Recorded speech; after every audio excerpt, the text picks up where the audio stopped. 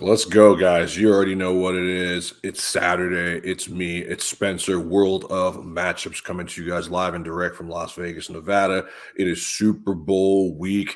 Just like I told you guys what was going to happen last week, just like Spencer told you guys what was going to Yeah. happen last week, it happened.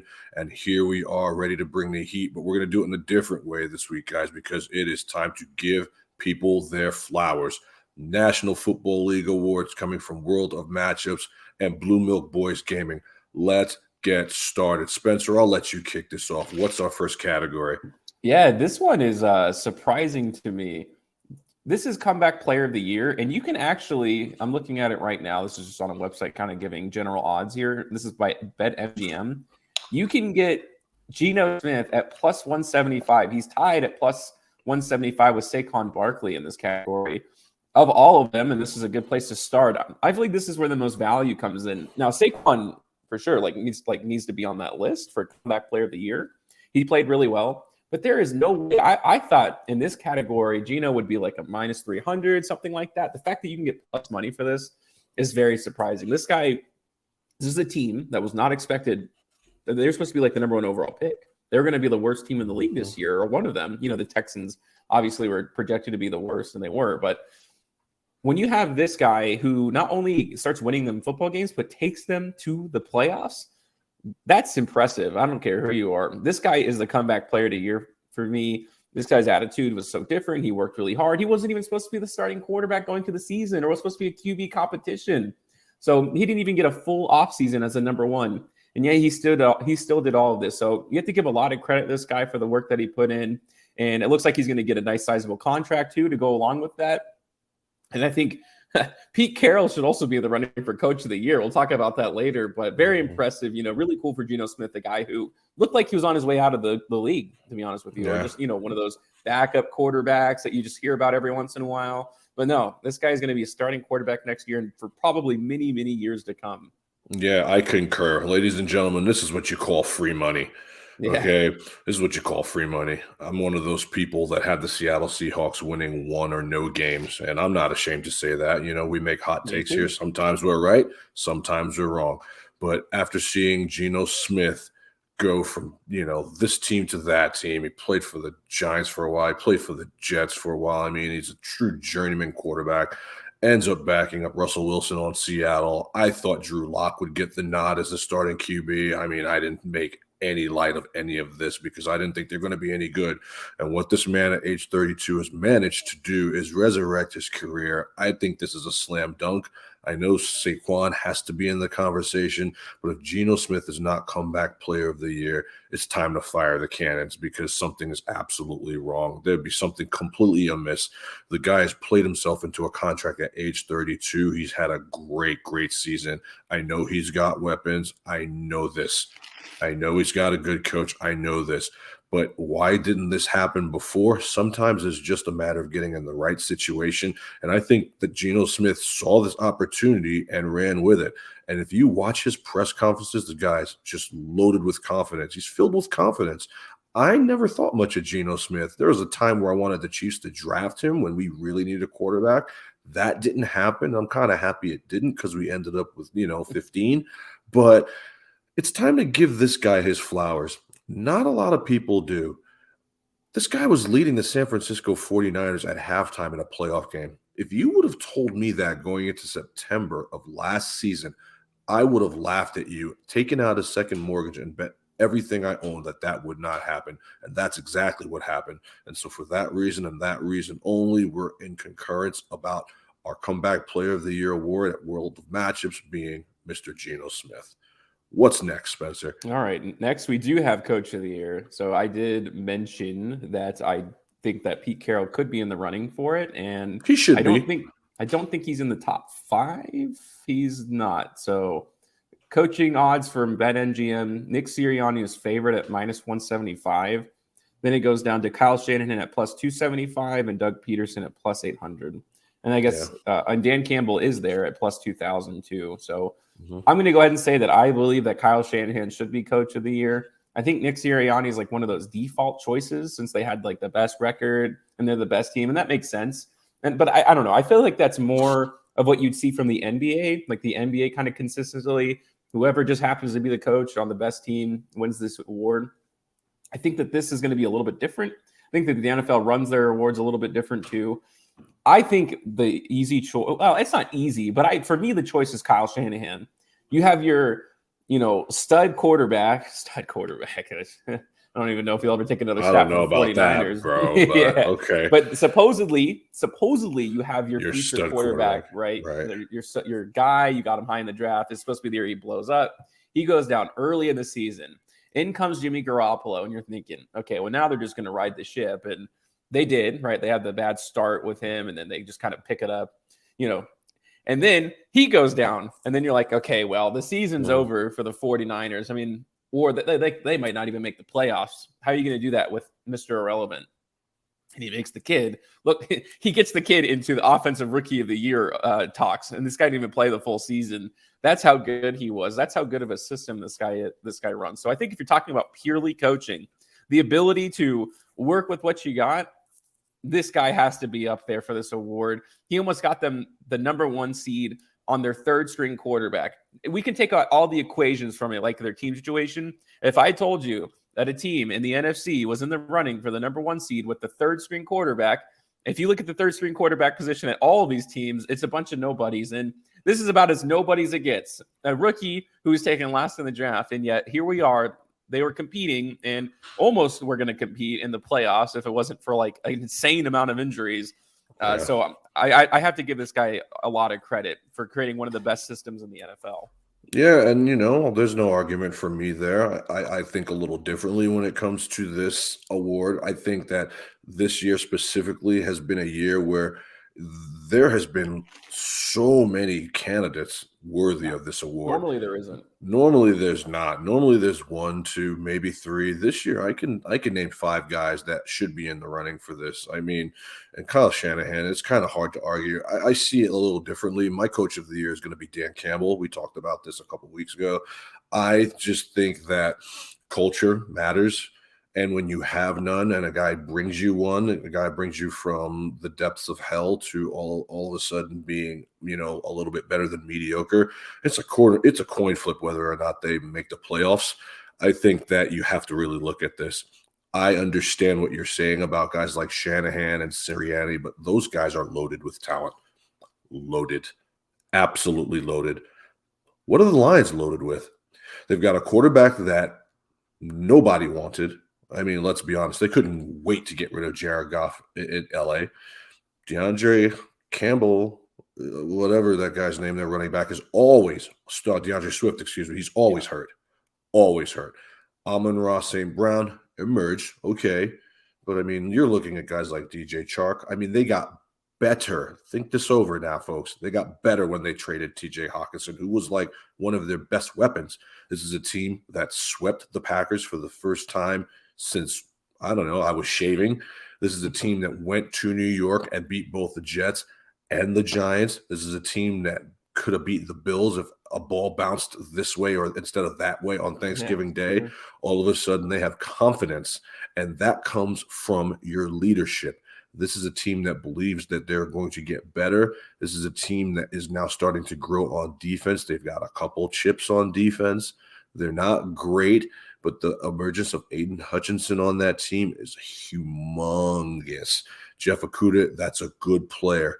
This is a team that's on the rise. And a couple years ago, this is a team that was toilet paper worthy. And for these reasons alone, I have to take Dan Campbell. This is a guy that would put on pads and practice with his team. They have the least amount of talent of all the coaches mentioned in the category, and for that reason and that reason only. And I told you guys, if you go back to the TikTok page, the YouTube page, and look at my breakdown of the Detroit Lions, everything I said came to pass. It was gospel. I told you they would win 9 games. Y'all laughed at me. I told you they could probably make the playoffs. Y'all laughed at me. And now I'm saying that Dan Campbell could be the coach. It's plus 2,000. Is it going to happen? No, it's not going to happen. But you can't argue this points that I'm saying about why he should be there and why the potential of him winning should happen, because it's absolutely deserved. Usually the hard knocks shows, the hard knock teams, they go on to do nothing. They go on to do nothing. This is absolutely a motivational Hard Knocks. This is the first one that I've actually seen come to fruition. So I take my hat off to Dan Campbell and the Detroit Lions next to the Kansas City Chiefs. That's the team that I watch with a level of enthusiasm not seen by any other team in the National Football League by me going into next year. Yeah, we've talked about this too, about like the only way that you're going to change bad teams is if you change like culturally from like the foundation of how they are. Like the Texans, it's just a carousel of dudes, and it's all the same Texans organization. This guy coaching matters and change the entire like way that the team was operated. That's what you have to do. They will run through a wall for him. If he was like, guys, I need you to go to Iraq tomorrow, they'd be at the airport first. I'm telling you, man. If you research this, I mean, I know a lot of you guys only follow your teams. You know what I mean? Spencer and I, we are football fans. I will watch the worst game in the National Football League. I will research all of that because it matters, because you don't know when those coaches or those guys are going to be on your team. You know what I mean? And so we are so galvanized when we see stuff like this. This is a Cinderella story come true. They were a pubic hair away from making the playoffs. Let's not act like they weren't. And if they got in, they could have easily made as much noise as the Giants did. Tell me why couldn't they? Oh, yeah, for sure. Why couldn't they? And who's the Saquon Barkley on Detroit? There isn't one. There isn't one. True. All right. Let's jump over to Defensive Rookie of the Year. Speaking of the Lions, so the top two guys right now, and it really just seems like a two-legged race in my opinion. Yeah. That's going to be Ahmad Gardner at minus 1,200, so big-time favorite. And that goes to Aiden Hutchinson at plus 800. And then you can go like to Tyreek Woolen at plus 1,600, but that's not going to happen. Yeah, this is a tougher one. I mean, I don't know. This is a tougher Gardner one. Was incredible. You can't argue that. The guy was really insane as a rookie. I just think that it is worth talking about Aiden Hutchinson because of how good he was. And I would say closer to the second half of the season, like once he hit his stride in the second half of the season, it was over. You heard this guy's name a lot. On the Red Zone channel, constantly hearing Aiden Hutchinson interceptions, sacks.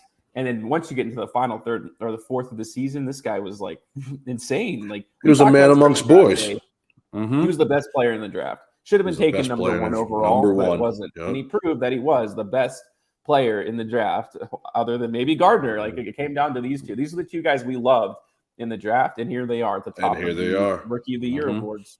Yep. If you have to pick one, who's it going to be? I think that Aiden Hutchinson had a bigger impact on his team, and I would if I was like putting my vote in, I put my vote in for Hutchinson. Yeah, if I'm putting my vote in after what you just heard me talk about the Detroit Lions, I mean, they started out 1-6, 1-7, you know what I mean? But there comes a point where rookies become, they grow up. The training wheels come off, so to speak. You know, there's the natural progression of, rookies being taped to goalposts and, carrying bags to all of a sudden like, wow, okay, this guy's got talent to, okay, wow, I know we're losing, but we're seeing signs of life. And then all of a sudden we've won 7 out of 8 and we look at the defensive side of the ball and Aiden Hutchinson is all over. He's wallpapered all over the place. The guy is a man amongst boys. He should have been – the Jags are going to jag. Okay, I don't know what they saw to not take this guy. But hometown boy, he is – I mean, is he J.J. Watt? No. But he's on his way. Guys like him, guys like George Karlaftis, these big corn-fed type dudes, they make differences. And I really like Aiden Hutchinson this year. Not to take anything away from Sauce. Sauce was amazing this year. But the impact that Aiden Hutchinson had on the Lions, to me, trumped the impact that Sauce had for the Jets. And do I think that Sauce Island is a real thing? Yeah, it's real, man. The Jets are a couple pieces away. And look, this was probably the closest one for me out of all the categories. But I'm leading towards Aiden Hutchinson because, like you said, I believe he had a bigger impact on the Lions.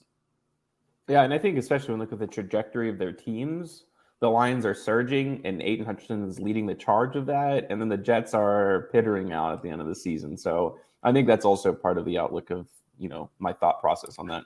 Sauce is going to win it, though. You know that, right? He will. They're gonna give it to Sauce, but you know, it just goes to show you that just because someone's favorite doesn't mean everyone's on board.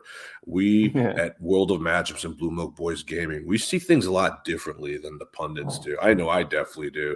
You know, I kind of like to go against the grain with a lot of this stuff. If everyone really likes something, I tend to kind of fall back and find reasons why I should not like it, because that's what happens in football a lot of times. I'm a bit of a contrarian too. I agree. Me too. All right, let's jump over to Offensive Rookie of the Year. This one is also kind of in the same vein, I guess, if you want to call it. Mm-hmm. Garrett Wilson is a -200, so not quite, definitely not quite as big as the gap here between Ahmad Gardner and Aiden Hutchinson, but Garrett Wilson, a -200 favorite. And number 2 is Kenneth Walker at +450. It is worth mentioning Brock Purdy +700, but I think we can both agree there's just not enough games there for him to have won that award. Yeah. So it does come down to these two, and it is, I guess, as close as you would think it would be. You know, Garrett Wilson was pretty special, but man, Kenneth Walker, when that guy got his chance to come in, he just huge. I mean, one of the main reasons that the Seahawks made the playoffs. This guy was incredible. I was really a big fan of what he did, and he was even a big impact on the playoffs. Yeah, so, he's really, really good player. I like him a lot.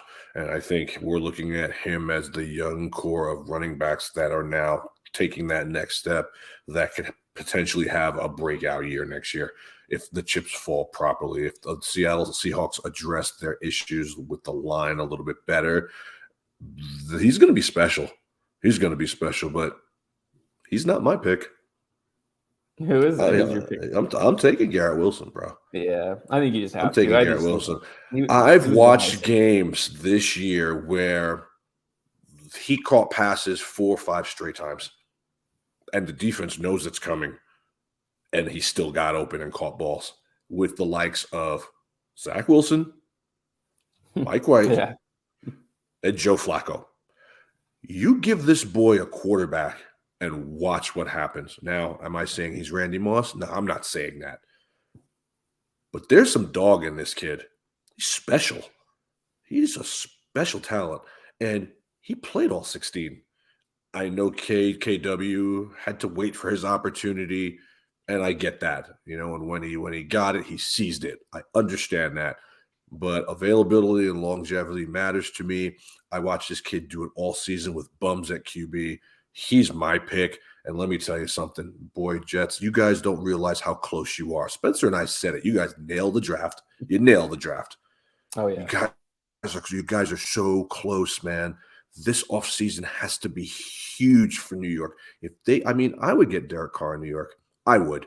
He's an upgrade from anything you have. I wouldn't give him a huge deal, but I give him a nice signing bonus, and I would see, because look what Derek Carr did with Devontae Adams. He's not a horrible quarterback. He's just not a great quarterback. Can you win with Derek Carr? Could you win a title with Derek Carr? Could you win a playoff game with Derek Carr? With that Jet defense, I'm going to say yes. And so that would be what I would do.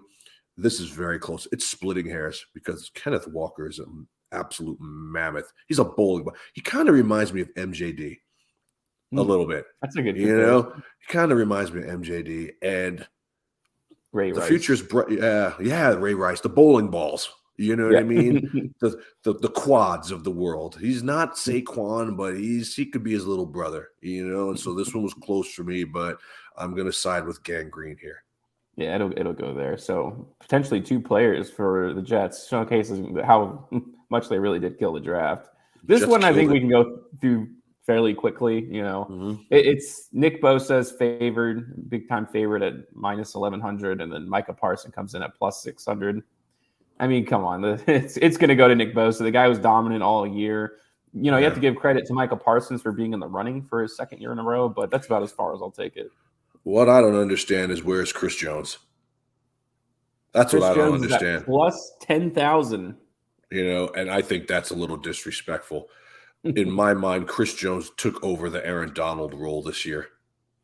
I know Nick Bosa's been great, and Micah Parsons is always going to be consistent, but I think, and I'm not just saying this because I'm a homer, because I've watched every single Chiefs game for the past 5 years. Chris Jones was unguardable this year. Chris Jones was tossing dudes around like ragdolls. Chris Jones had a year where he actually earned his money. He should be at least plus 1,500 plus 10,000 is absolutely laughable when you think about what this guy did on the field. 15.5 sacks from that position. People, what NFL are you watching? And I know Nick Bosa is the front runner. He had a monster year. But I also saw Nick Bosa get tossed around last week. I mean, we got to be honest here, and so I know it's a regular season award, and I know Micah Parsons is God. We get that. I mean, look, there's no shortage of defensive talent in this league. If I'm picking, I'm taking Nick Bosa as well. I'm just saying, we need to stop with some of the disrespect for Chris Jones. Yeah, I agree. I don't think the gap is that big. It seems it's Matthew Judon too, plus 15 Judon too. That's ridiculous. Crazy this year. Matthew Judon was a man amongst boys. I don't think the gap is that large between Nick Bosa and Matthew. Are you kidding me? Matthew Judon accounted for 2 wins this year by himself on the defensive side of the ball. That guy, that's another guy. When you watch the Red Zone channel, that you're just constantly calling his name or another. Yeah, he's a one-man wrecking crew. How is that plus 15,000? That's insane. That's a disgrace. All right, let's keep it moving. All right, down to the last two here. These are some everyone's kind of favorites awards. This one, although actually this year I don't think is close. I mean, you do have to give credit to Tyreek Hill for what he did, especially with the carousel quarterbacks they were dealing with this year. But Offensive Player of the Year is Justin Jefferson. This guy's putting up better numbers than Randy Moss this early in his career. And we all know how good Randy Moss was in the beginning of his career. And this guy is still finding a way to eclipse it. It's amazing what this guy's doing. He's super talented, and it's what his numbers are going to look like, 5 years from now. It could blow our minds away, because it's already blowing my mind away right now. Yeah, and to piggyback on what you said, and this is to take nothing away from Tyreek. I mean, there's no shade, because when you consider he played most of his games with a quarterback who was concussed, or a second or third string quarterback, to still put up those numbers is amazing. And to me, I really want to pick Tyreek here. I really do, because he, to me, is the biggest weapon in the National Football League, because you can put the ball in his hands so many different ways, whereas Justin Jefferson is just catching balls. But it has to be JJ. When you think that you don't know which Kirk Cousins you're getting from week to week, 1 week is Kirk Cousins, the next week it's Kirk Thuggins, the next week it's, primetime Kirk Cousins. It's inconsistent, and he's still putting up these kind of numbers. Yeah. The ball is coming. You're doubling him. It doesn't matter what route he runs, skinny post, deep ball, he can run screens. I mean, Justin Jefferson he really is he's like that. Jay Jett he's like Randy a little bit. He's got the same kind of build. I mean, he's not going up for the 50-50 balls like that. But when I think about him, there's one game in particular, and that's the game where they went to Buffalo and won that game, that crazy overtime game. He was unstoppable. He was unstoppable. That's the type of performance that defensive coaches get fired, because, I mean, they had no answer for him. And Minnesota won that game, and nobody picked Minnesota to win that game. And so that kind of performance sticks in my mind, when I think about huge quarterback wide receiver performances. It's like the Randy Moss Thanksgiving game. I mean, Justin Jefferson is like that. And so he's edging Tyreek for me, but barely. It's not a shoo-in for me. It's really not, because Tyreek did more with less. I mean, Tyreek did more with less. They had the quarterback conundrum in Miami was an absolute joke this year. And he still put up crazy numbers. What does that tell you? And what happened? And that's with having to give some leeway to Jalen Waddle. And we'll see what Miami does at quarterback. That's a bizarre situation that you just. Tua's going to be back, man. Tua's going to be back, and he's going to be mumbling Tua's going to be mumbling when he's 50. It's scary, dude. If I was him, sad. You got to consider just calling it a day, dude, because he's a gamer. You got more money than you'll need for the rest of your life. You know what I mean? He's a gamer. I don't know. The love for the game is something else. It's just. You just know he's going to pay for it at the end of his life. I guess all these players do. They all do. That's why I'll never be mad at any of them for getting their bread. Oh, heck no, dude. If someone gets a bad contract, I could care less, dude. Good for you. Get that bag, bro. Yeah, no matter what. Secure the bag. I don't care what it is. Secure the bag, fellas. All right, What's here we next? go. No surprise here. The two quarterbacks meeting in the Super Bowl are the two MVPs of the year. Oh, man, we're going to talk about the Raiders in another video, but this is just undeniable proof that without a starting, have without to the franchise get quarterback, you're going you nowhere. have to. I mean, I think I did a little research one time a couple of years ago. Like, you can win without like a star quarterback, but it's like once every decade. Like, that's how rare. Trent Dilfer, Brad Johnson. Those are the only two and I then remember. What's his name from the Eagles? Nick Foles. And It's Jesus, a once every Jesus decade. won that for the Eagles. That was Jesus. Jesus was mad at Tom Brady for deflating footballs, and then he lied about it and broke cell phones. And Jesus was like, "Okay, I got something for you in this Super Bowl." And they dude, I'm telling you, because afterward, the whole team was coming out as Christians and thanking Jesus Christ. I don't believe. Bro, I don't see that as being a coincidence. I mean, I'm a believer. You know what I mean? Yeah. So, like, I believe that stuff. I believe that stuff, and I really believe they willed the Eagles to that win. I really believe that, man. Yeah, so the Holy Spirit was inside. I will never back off that. I will never back off that. That was something else. Won't, man. So that was one of the most unexpected Super Bowls you'll ever see of all time. But that's just three quarterbacks we're talking about over every the last other quarterback, Hall of Fame quarterback, years. Yeah, 30 years. So these two guys, they're close in odds. So Jalen Hurts is favored ever so slightly, plus 110. And then Patrick Mahomes comes in at 125. I don't know how. I mean, the best ability is availability. You take Patrick Mahomes off the Kansas City Chiefs, they're not making the playoffs. It might be the same for the Eagles, but I think Gardner Minshew could will this team to the playoffs with all that talent that they have around him. Patrick Mahomes lost Tyreek Hill, and got better. Folks, he lost Tyreek Hill and got better. This is a team that was not supposed to make the playoffs. This is a team that you guys were burying. You were hoping and wishing would do absolutely nothing this year. This is the year we're going to bury the Chiefs. And what did Mahomes do? I'll show you guys. No deep ball, everything underneath. We still did what they had to do. Look, I don't see how it could not be Patrick Mahomes here. I like Jalen Hurts, but he missed 3 games. The most durable quarterbacks are going to get hurt in this NFL and miss games. Patrick Mahomes plays through pain. Patrick Mahomes is an absolute warrior. You did not see that from Jalen Hurts this year. The only thing Jalen Hurts did better than Patrick Mahomes this year was run the football, and that's because that's the type of offense that they run. I don't see it being this close. I see this being a shoo-in for Patrick Mahomes. The guy threw for 5,000 yards, basically with Travis Kelce. How is he not the winner this year? It would blow my mind. It would be worse than when they robbed Kobe and gave it to Steve Nash. It would be worse than that. Yeah, it is close to me. I definitely do favor Patrick Mahomes just because he did play the full season, and that does make a difference. I don't know. This one's at a toss-up. I don't really have a strong opinion either way because Jalen Hurts was like truly incredible, and I think if he had played the full season, I think that it'd be even a little bit more in favor of Jalen Hurts. But I don't know. I guess they had a huge carousel of weapons, and Patrick Mahomes lost Tyreek Hill and made the same production, if not better. Jalen Hurts had to get AJ Brown to get this production, and then when you needed him, he was out. I'm not saying he should have played those games with a separated shoulder. I'm not saying that, okay? But have you watched the playoffs?